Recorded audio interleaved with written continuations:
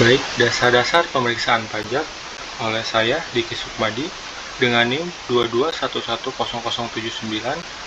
mata kuliah Perencanaan Pajak Universitas Pertiwi Cikarang. Dasar pemeriksaan pajak. Sebelum jauh membahas tentang apa itu dasar hukum pemeriksaan pajak, penting untuk memahami tentang pajak.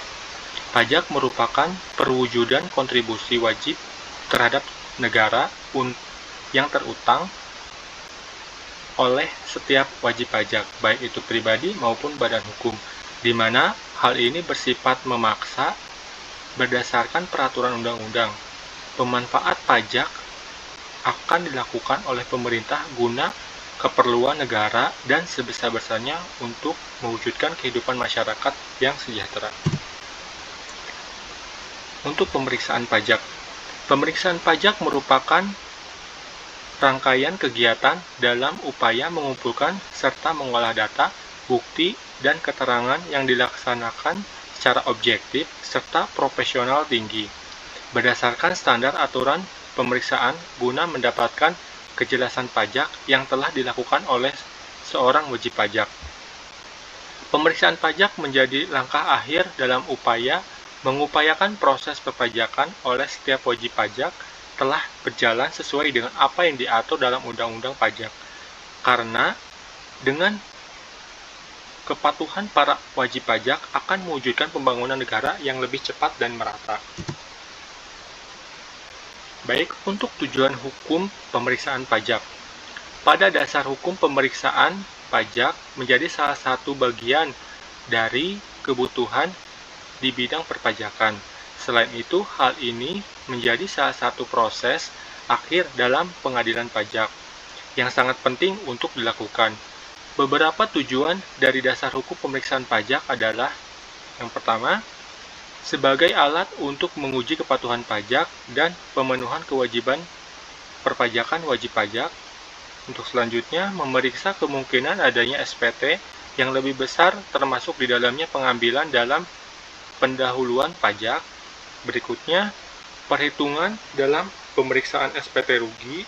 Yang selanjutnya, memeriksa kemungkinan adanya pembayaran dan pelaporan SPT secara terlambat, di mana dalam prosesnya SPT dilakukan pelampau tenggat waktu yang ada dalam surat teguran dari Direktorat Jenderal Pajak. Yang selanjutnya, sebagai alat untuk melakukan peleburan, pembangunan, likuidasi, pemerakan, pembubaran, maupun ketika seorang wajib pajak hendak meninggalkan Indonesia secara permanen. Yang selanjutnya, pemeriksaan pajak bertujuan untuk menyampaikan SPT yang sudah memenuhi kriteria dan seleksi berdasarkan hasil analisa. Hal ini juga untuk mengindikasikan tentang adanya kewajiban dalam hal pembayaran pajak dari wajib pajak. Oke, selanjutnya, dasar hukum pemeriksaan pajak. Peraturan Menteri Keuangan Nomor 17 PMK 3 2013 dengan penyempurnaan dalam pada 184 PMK 3 2015. Dalam PMK ini mengatur tentang tata cara pemeriksaan serta penyempurnaan dalam PMK nomor 184 PMK 3 2015 mengatur tentang ketentuan umum pemeriksaan pelaksanaan, tujuan serta ketentuan lain tentang pemeriksaan pajak. Untuk lebih jelas, ada klik link di bawah ini. Peraturan Menteri Keuangan Republik Indonesia Nomor 184 PMK 3 2015 tentang perubahan atas Peraturan Menteri Keuangan Nomor 17 PMK 3 2013 tentang tata cara pemeriksaan. Dengan rahmat Tuhan Yang Maha Esa, Menteri Keuangan Republik Indonesia menimbang A. Bahwa ketentuan mengenai tata cara pemeriksaan telah diatur dalam Peraturan Menteri Keuangan Nomor 17 PMK 03 2013 tentang tata cara pemeriksaan. Untuk yang B, bahwa untuk lebih mengoptimalkan pemeriksaan dalam rangka menguji kepatuhan pemenuhan kewajiban perpajakan, perlu mengatur kembali tata cara pemeriksaan. Yang C, bahwa berdasarkan pertimbangan sebagaimana dimaksud dalam huruf A dan huruf B, perlu penerapan peraturan Menteri Keuangan tentang perubahan atas peraturan Menteri Keuangan nomor 17 PMK 3 2013 tentang tata cara pemeriksaan. Mengingat peraturan Menteri Keuangan nomor 17 PMK 3 2013 tentang tata cara pemeriksaan pajak. Kemudian dasar-dasar pemeriksaan pajak, untuk lebih lengkapnya ada link di bawah ini. Lalu Undang-Undang KUP RI Republik Indonesia nomor 28 tahun 2007. Undang-undang ini merupakan perubahan ketiga atas Undang-Undang nomor 6 tahun 1983 tentang ketentuan umum dan tata cara perpajakan.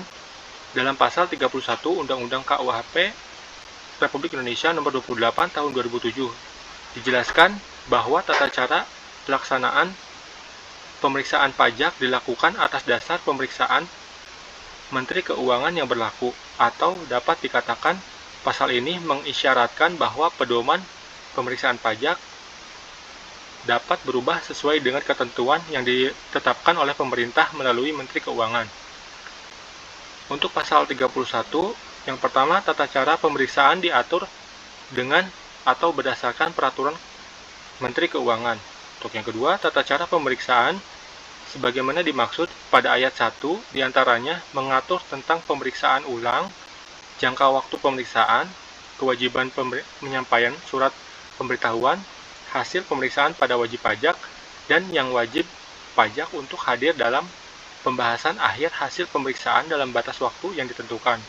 Untuk yang ketiga, apabila dalam pelaksanaan pemeriksaan wajib pajak tidak memenuhi kewajiban sebagaimana dimaksud dalam pasal 29 ayat 3, sehingga pemeriksaan penghasilan kena pajak dilakukan secara jabatan, Direktur Jenderal Pajak wajib menyampaikan surat pemberitahuan hasil pemeriksaan kepada wajib pajak dan memberikan hak kepada wajib pajak untuk hadir dalam pembahasan akhir hasil pemeriksaan dalam batas waktu yang ditentukan.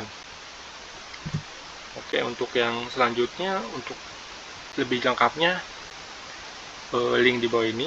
Lalu masih dalam undang-undang yang sama, tepatnya pada pasal 30 Undang-Undang KUP Republik Indonesia nomor 28 tahun 2007 dijelaskan mengenai dapat dilakukannya tindakan penyegelan tempat atau suatu ruangan tertentu jika wajib pajak tidak memberikan kesempatan pada petugas pemeriksa pajak untuk memasuki tempat yang dianggap perlu dan dapat memberikan kejelasan terkait hal-hal yang sedang diperiksa.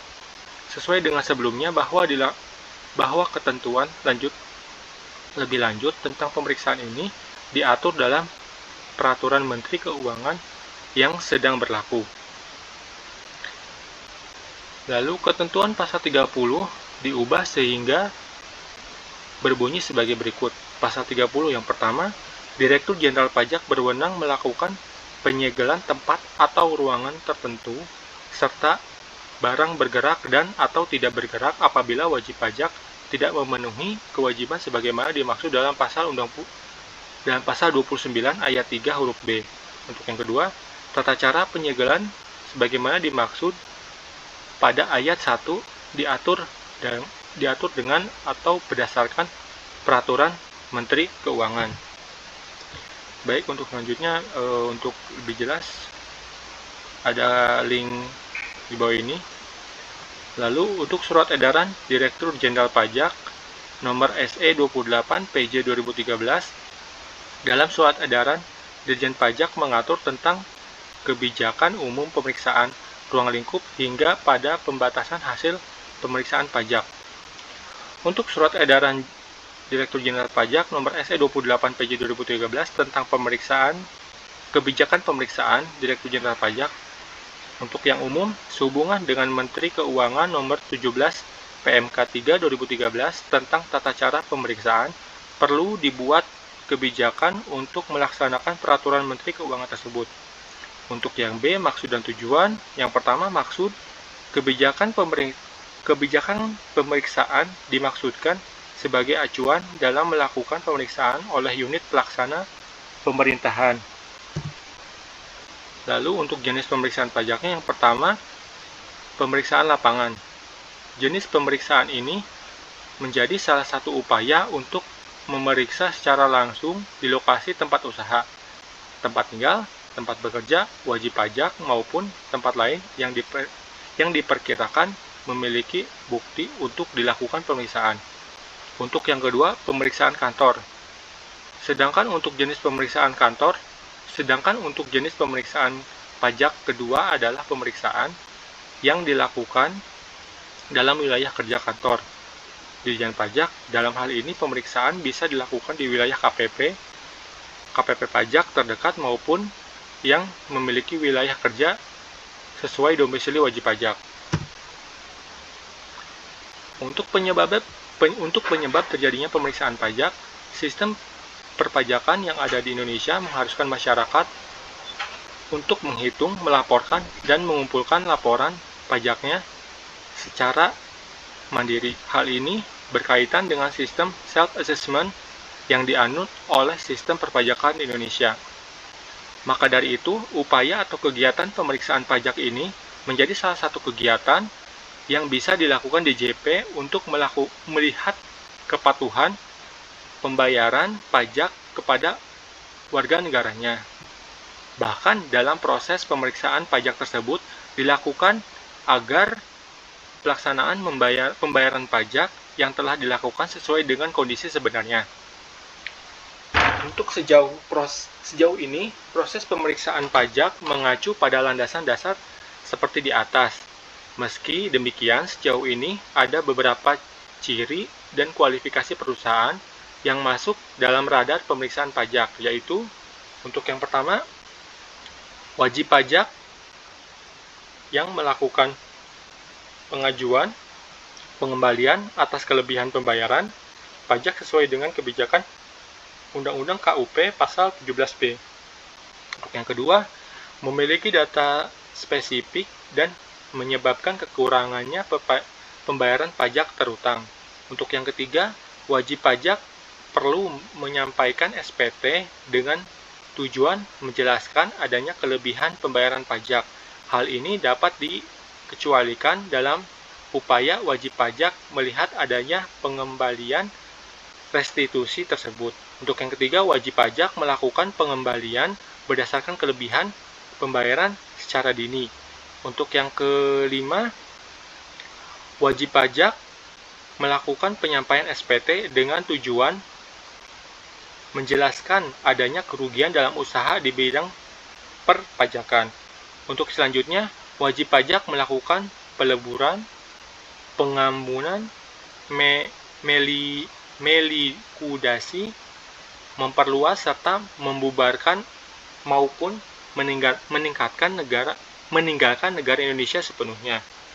Lalu selanjutnya, wajib pajak melakukan perubahan atau buku tahunan maupun pembukuan lain yang berakibat berubahnya nilai pajak yang perlu dilaporkan. Untuk selanjutnya, wajib pajak tidak melakukan penyampaian SPT dan melebihi batas sesuai dengan surat peringatan. Dalam hal ini, pemeriksaan bisa dilakukan dengan menggunakan analisis risiko. Yang selanjutnya, wajib pajak akan ditinjau berdasarkan analisis SPT. Lalu yang selanjutnya, PKP yang tidak memberikan barang terkena pajak, JKP, ekspor, dan telah menerima pemotongan pajak masuk. Baik, demikian penjelasan dari saya. Terima kasih. Wassalamualaikum warahmatullahi wabarakatuh.